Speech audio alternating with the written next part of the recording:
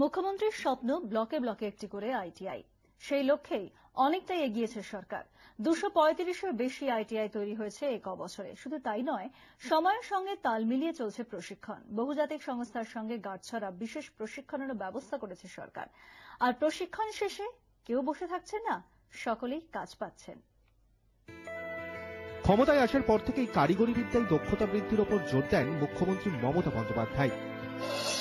2011 সালের 1 জুন পর্যন্ত রাজ্যে আইটিআইয়ের সংখ্যা ছিল 80টি।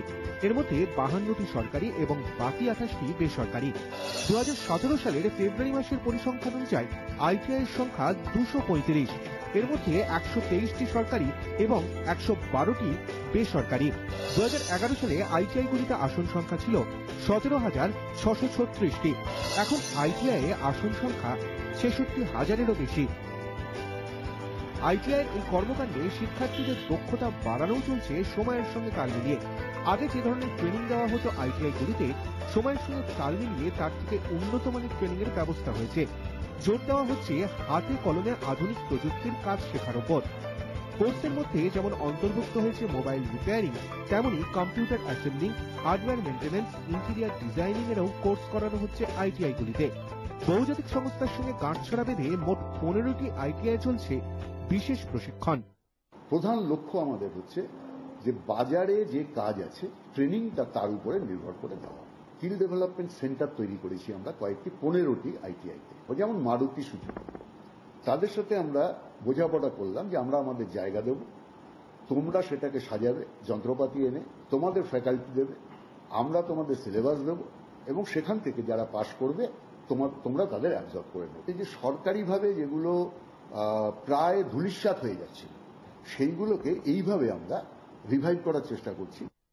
প্রশিক্ষণ শেষে এই ছাত্রছাত্রীদেরই কাজের সুযোগ দিচ্ছে বহুজাতিক সংস্থাগুলি। আবার অনেকেই আইটিআই হাতে কলমে কাজ শিখে নিজেও ব্যবসা শুরু করছেন। প্রশিক্ষণ শেষে সর্বভারতীয় স্তরের সার্টিফিকেট দেওয়া হচ্ছে প্রশিক্ষিতদের। মমতা বন্দ্যোপাধ্যায় সরকারের উদ্যোগে ইন্ডাস্ট্রিয়াল ট্রেনিং মুখে হাসি ফোটাচ্ছে প্রশিক্ষণ প্রার্থীদের। এটা অনেক কষ্ট শিখতেছি যাতে কিছু করতে পারবো, এবং এবার আমাদের শিখে লাভ হচ্ছে যে আমরা পরবর্তীকালে কিছু করতে পারবো, আমার নিজের পায়ে আমরা দাঁড়াতে পারবো, যাতে আমরা নিজের থেকে কিছু করতে পারি। তার জন্য আমরা এটা ট্রেনিংটা করছি। কোথায় চাকরি হচ্ছে ছাত্রছাত্রীদের, কারা নিচ্ছে আইটিআই প্রশিক্ষণ প্রাপ্তদের? প্রচন্ড চাহিদা, মানে আমরা সবটা পারি না করতে বলে আমরা ইন্ডাস্ট্রিকে ফেরত পাঠাবো না বলে অন্যান্য আইটিআই থেকে যেসব ছাত্রছাত্রী যারা দূরবর্তী আইটিআই যেখানে সুযোগটা কম, মিদনাপুর, পুরুলিয়া, রায়গঞ্জ, ওখান থেকে ছেলেদের নিয়ে এখানে পুল তৈরি করে রাখি। ইন্ডাস্ট্রি যখনই চায় ছেলেদের, তখন আমরা সেই পুল থেকে ছাত্রদের দিয়ে দিই।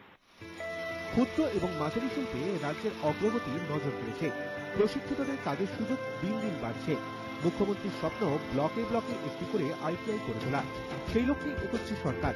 শুধু ছেলেরাই নয়, মেয়েরাও আসছেন। তারাও বিভিন্ন কাজে প্রশিক্ষণ নিচ্ছেন। হোমে থাকা ছাত্রছাত্রীদের জন্য বিশেষ অগ্রাধিকার দিয়ে প্রশিক্ষণের ব্যবস্থা করছে সরকার, যাতে আগামী দিনে তারা কাজ করে নিজেদের পেট চালাতে পারে। ক্যামেরায় কমল জানা ও চাঁদ মিয়ার সঙ্গে শ্রেয়সী গঙ্গোপাধ্যায়ের রিপোর্ট, 24 ঘন্টা।